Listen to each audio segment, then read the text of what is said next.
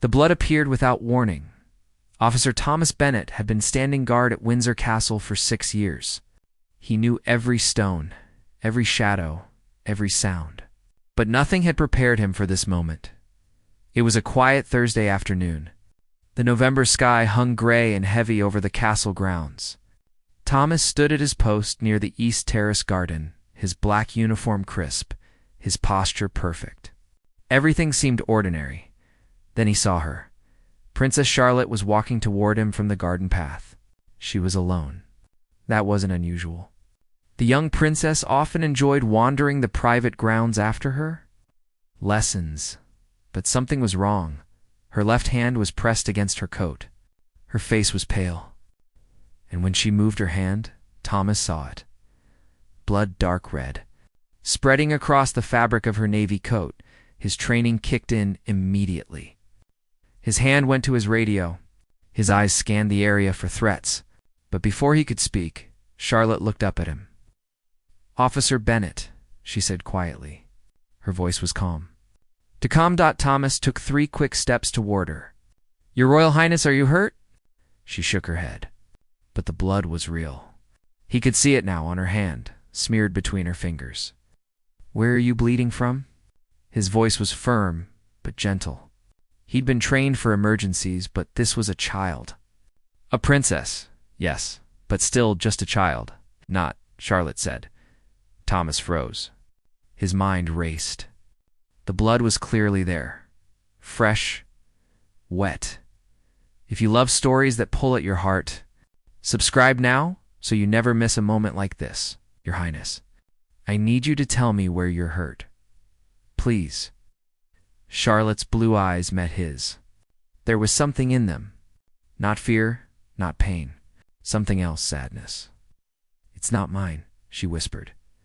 Thomas felt his stomach drop. "Not hers? Then whose?" His hand moved to his radio again. "Control, this is Bennet.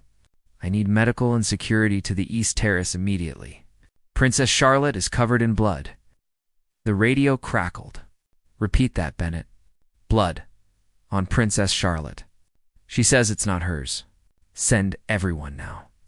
Within seconds, he could hear boots on gravel. Voices on radios.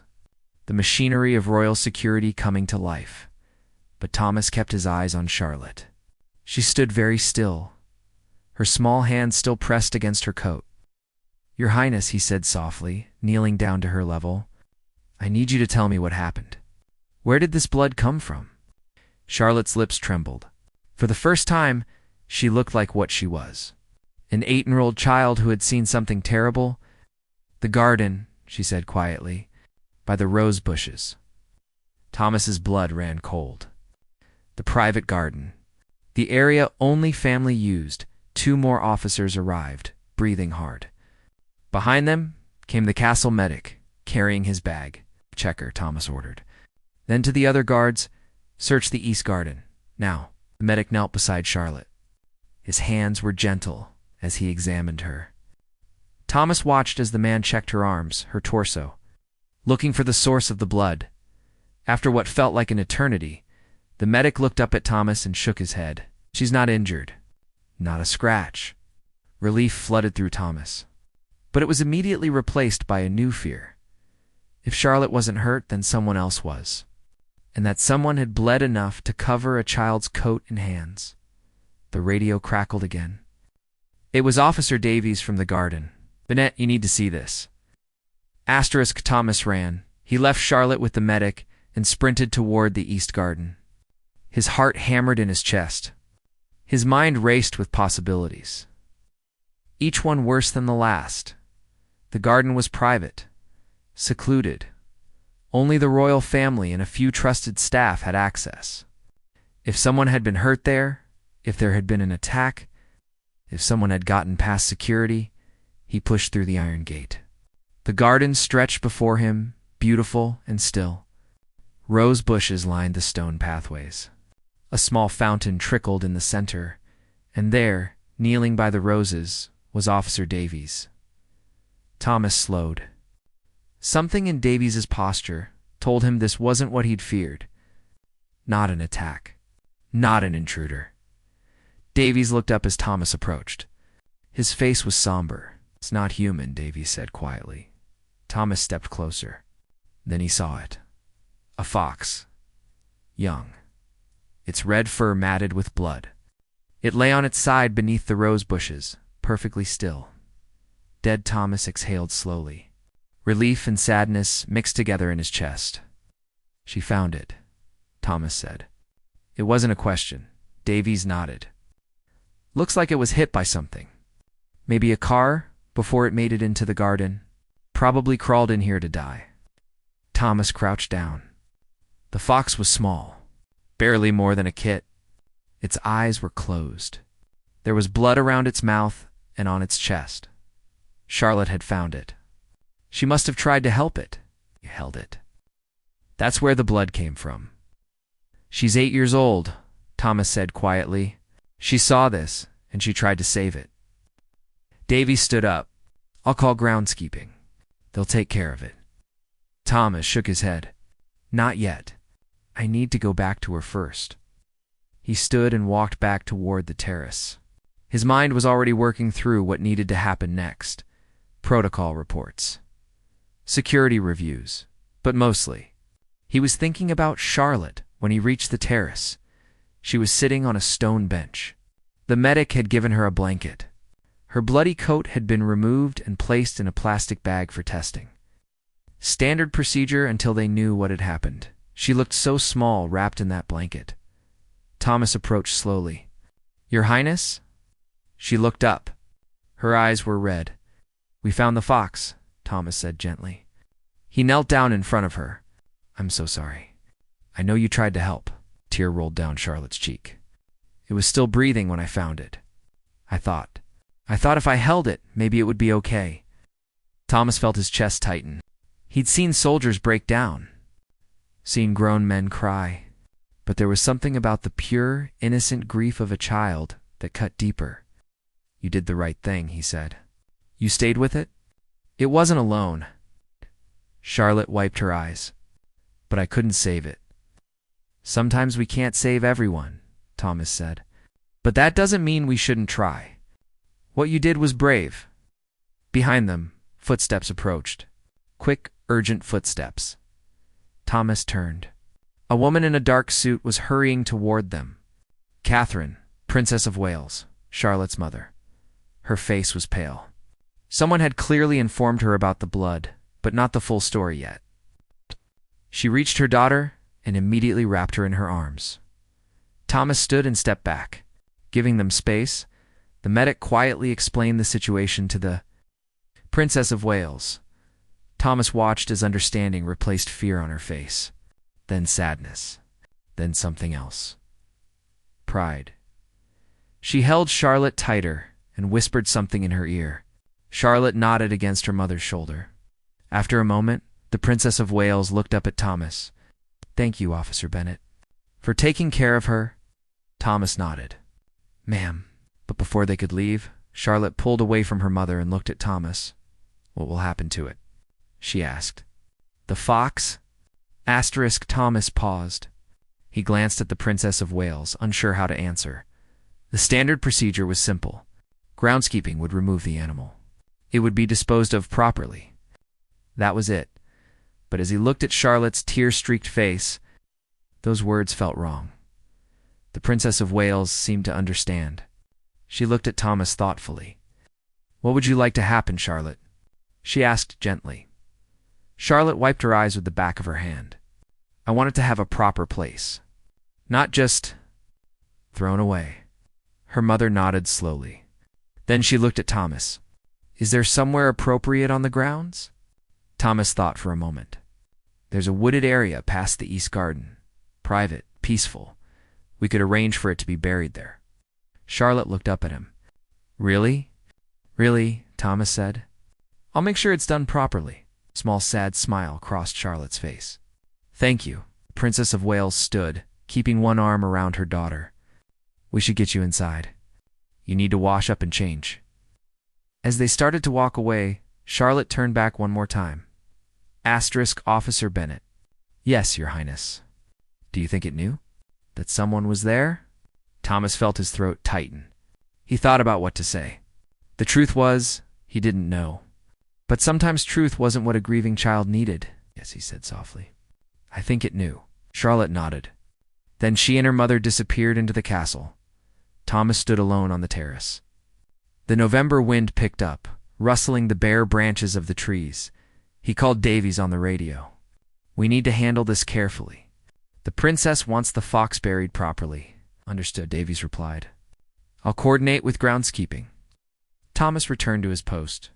The afternoon continued. The castle grounds remained quiet. To anyone watching, it would have seemed like nothing unusual had happened. But Thomas couldn't stop thinking about Charlotte, about the blood on her hands, about the way she'd held that dying animal, trying to comfort it. She was a princess. Someday, she would be queen. But today she'd just been a little girl who'd tried to save something that couldn't be saved.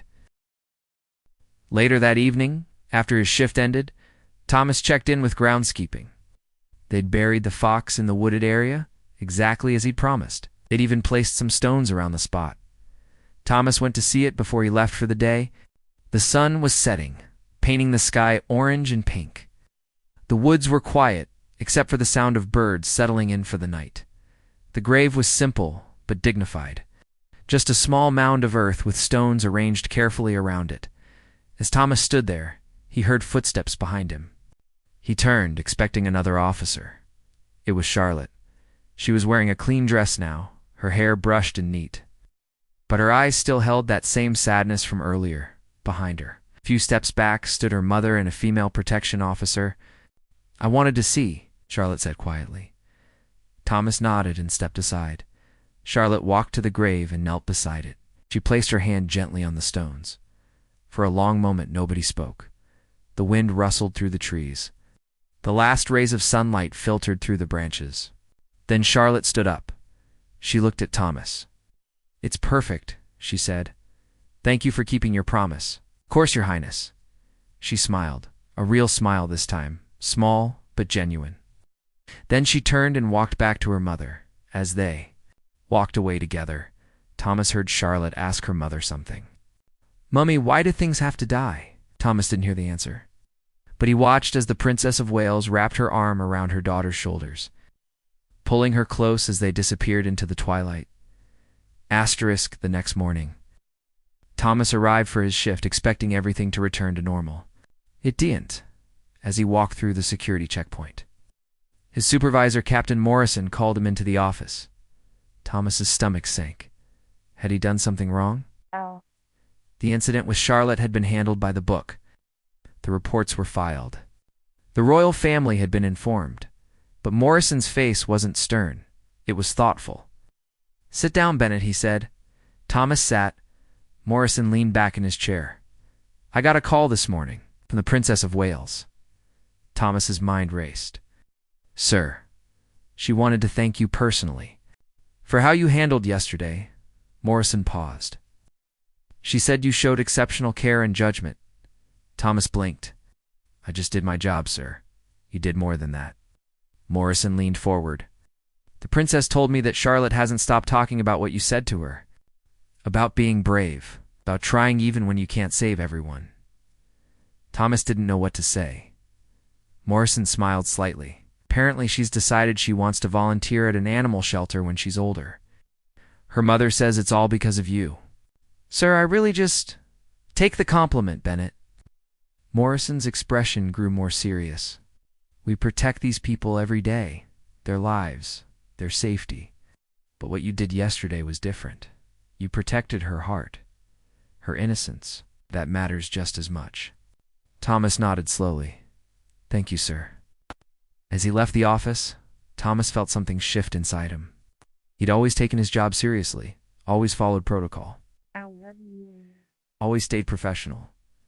But yesterday had reminded him of something important. Behind the titles and the protocol and the security measures, these were real people, with real hearts that could break. The days that followed were routine. Thomas returned to his regular duties. Charlotte returned to her lessons and activities. The castle went on, as it always did. But sometimes, when Thomas walked past the East Garden, he would see Charlotte there. She would wave at him, and he would nod back. And once, about a week after the incident, Thomas was walking through the wooded area on his rounds. It was early morning. Frost covered the ground. He came to the fox's grave. The stones were still there, neatly arranged. But now there was something else. A single white flower. Fresh, someone had placed it there recently. Thomas smiled. He didn't need to ask who'd put it there. That afternoon, Thomas was at his post when a palisade approached. Officer Bennett. Princess Charlotte asked if you might spare a moment. Thomas's eyebrows rose. Of course, the aide led him to a small sitting room. Charlotte was there with her mother. On the table in front of them was a large sketchbook. Charlotte stood when Thomas entered. She looked nervous but determined. "Hello, Officer Bennett," she said formally. "Your Highness?" Thomas gave a small bow. Charlotte picked up the sketchbook and walked over to him. "I wanted to show you something. I've been drawing." She opened the book. Inside were drawings of animals. Foxes, mostly. Some realistic, some more childlike. But all done with care and attention. "These are beautiful," Thomas said honestly. Charlotte turned to a specific page. "This one's the fox from the garden. I drew it how I imagine it would have looked before it got hurt." Thomas looked at the drawing. Showed a young fox in a field of flowers. Healthy, happy, free. "Says that drawing helps when you're sad," Charlotte said quietly. "I wanted to remember it the way it should have been." Thomas felt his throat tighten again. This child, with all her privilege and her future crown, was learning the same lesson everyone had to learn. That loss was part of life, that remembering could ease grief. "It's perfect," Thomas said. "I think that's exactly how it would want to be remembered." Charlotte smiled. Then she did something unexpected. She tore the page carefully from the book and held it out to him. "I want you to have it," she said, "to say thank you for helping that day." Thomas hesitated. "Your Highness, I couldn't possibly." "Please," Charlotte said. "I made it for you." Thomas looked at the Princess of Wales. She gave him a small nod. He took the drawing carefully. "Thank you. I'll treasure it." Charlotte's face lit up with a genuine smile. "Mummy says you taught me something important that day." "What's that?" "That kindness matters, even when things are sad, especially then." Thomas glanced at the Princess of Wales. She was watching her daughter with obvious pride. "I think you already knew that," Thomas said to Charlotte. "You showed it when you stayed with the fox, when you made sure it wasn't alone." Charlotte looked down at her hands, the same hands that had been covered in blood just days ago. Now clean, but changed somehow, as if the experience had left an invisible mark. "Do you think," she said slowly, "that when I'm older, I can help more animals? Not just visit them, but really help them?" The Princess of Wales spoke before Thomas could answer. "I think," she said gently, "that you can do anything you set your heart to. Being a princess doesn't mean you can't also be someone who helps others, including animals." Charlotte's eyes brightened. "Really? Really?" "In fact, there are many royal patrons of animal charities. Perhaps when you're a bit older, we can look into it together." Thomas watched the exchange, struck by the normalcy of it. A mother and daughter talking about the future. It could have been any family, anywhere, except it wasn't. This little girl would someday wear a crown, would lead a nation, would represent millions of people. But right now, she was learning something more fundamental than duty or protocol. She was learning compassion. And that, Thomas thought, might be the most important lesson of all. "Thank you for coming, Officer Bennett," the Princess of Wales said. "I know you're on duty, of course, ma'am." Thomas turned to leave, the drawing still carefully held in his hands. "Officer Bennett?" Charlotte called after him. He stopped and turned back. "Will you check on the grave sometimes, to make sure it's okay?" "I will," Thomas promised. "Every day, if you'd like." Charlotte nodded, satisfied. "Thank you." As Thomas walked back to his post, he thought about the weight of that small promise. It meant nothing in the grand scheme of royal security. There was no protocol for checking on an animal grave. No procedure in the handbook. But to Charlotte, it meant everything, and so Thomas added it to his daily routine. After his morning rounds, he would walk through the woods. He would check the stones, make sure nothing had disturbed the site. Every few days, he would find a fresh flower there. sometimes white, sometimes yellow. Once, a small drawing tucked under one of the stones, protected from the weather. Winter came. Its snow covered the ground. But the stones remained visible, cleared by someone's careful hands. One particularly cold morning, Thomas arrived to find Charlotte already there. She was bundled in a thick coat, her breath making small clouds in the frozen air. Her protection officer stood a respectful distance away. "Good morning, Your Highness," Thomas said. Charlotte looked up. "Good morning, Officer Bennett. I wanted to put fresh flowers before it snowed too much." She placed a small bunch of evergreen sprigs on the grave. "Mummy says these last through winter. They're beautiful," Thomas said. They stood together for a moment in the quiet woods. Snow fell softly around them, muffling all sound except the distant call of a crow. "Do you think," Charlotte said thoughtfully, "that the fox would have liked winter?" Thomas smiled. "All that snow to play in, fresh rabbit tracks to follow." Charlotte smiled too. "Then I'm glad it gets to rest here, where it can have winter." She turned to go, then paused. "Officer Bennett, I've been thinking about what you said. About how we can't save everyone, but we should still try." "Yes, I think that's what being brave really means. Not that you're never scared or sad, but that you try anyway." Thomas looked at this child, this future queen, and felt a surge of hope for the world she would one day help lead. "I think you're absolutely right," he said. Spring came, eventually, as it always does. The snow melted. The gardens burst into bloom. The castle grounds transformed from gray and white to every shade of green dot, and in the woods beyond the east garden, wildflowers began to grow around a small grave. Marked with stones, Thomas noticed them first during his morning check. Bluebells, they hadn't been planted. They'd simply grown, as nature does, reclaiming the earth. That afternoon, Charlotte saw them too. Thomas watched from a distance as she knelt by the grave, her hand touching the delicate blue petals. When she stood, she was smiling. Not the sad smile from before, a real one. She walked over to where Thomas stood. "Look," she said, pointing. "The flowers know what, Your Highness? That something beautiful can grow from something sad." Thomas felt a lump in his throat. 8 years old, and she'd already learned what took some people a lifetime to understand, as he said quietly. "I think you're right." Charlotte looked up at him. "Mummy's arranged for me to visit an animal rescue center next month. She says I can volunteer there when I'm old enough, help feed the animals and clean their spaces." "That's wonderful," Thomas said, and he meant it. "She says that being a princess means helping people, but it can also mean helping animals, because all living things matter." Charlotte paused. "I think the fox taught me that." Thomas nodded. "I think it did." They stood together for another moment, looking at the bluebells. Then Charlotte's protection officer signaled that it was time to go. "I have lessons," Charlotte said, "but I'll come back tomorrow. I'll keep watching over it," Thomas promised. Charlotte started to walk away, then turned back one last time. "Officer Bennett, thank you for everything." "You don't need to thank me, Your Highness." "Yes, I do. Because you helped me understand that it's okay to be sad, and it's okay to care even when it hurts." Then she was gone, walking back toward the castle with her officer. Her small figure growing smaller against the spring landscape, Thomas stayed by the grave a while longer.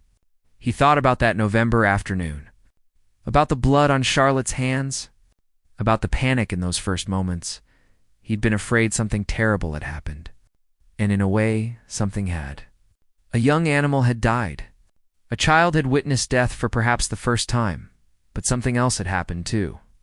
Something beautiful Charlotte had learned about compassion, about responsibility, about how caring for others, even in their last moments, was never wasted. And Thomas had been reminded why he did this job. Not just to protect against threats, but to protect the humanity of the people he served, to help them remain kind in a world that often was. Charlotte would grow up. She would take on more responsibilities, more duties. One day, she would wear her father's crown. But Thomas liked to think that she would never forget the fox in the garden, the blood on her hands, the lesson learned in grief, that you can't save everyone, but you should always try. That compassion costs nothing but means everything. That being brave doesn't mean never feeling sad. It means caring anyway. As Thomas walked back to his post that spring afternoon, he passed through the East Garden. The roses were beginning to bloom, pink and red and white. He stopped at the spot where Charlotte had first emerged that November day. Her hand pressed against her coat, her face pale. So much had changed since then. The seasons, the flowers, Charlotte herself, but the important things remained. Kindness, compassion, the understanding that all life mattered. Thomas returned to his post and resumed his duties. The afternoon passed quietly. The castle stood strong against the spring sky, and in the woods beyond the East Garden, bluebells swayed in the breeze above a small grave, a grave that would be tended for years to come. First by a princess, then by a queen. A reminder that the smallest acts of kindness can leave the longest shadows, and that sometimes when we try to save others, we save a part of ourselves too. That was the day a royal guard summoned an ambulance after Princess Charlotte explained the source of the blood. But more than that, it was the day a child learned what it truly meant to lead with her heart. And in the end, perhaps that was the most important lesson of all.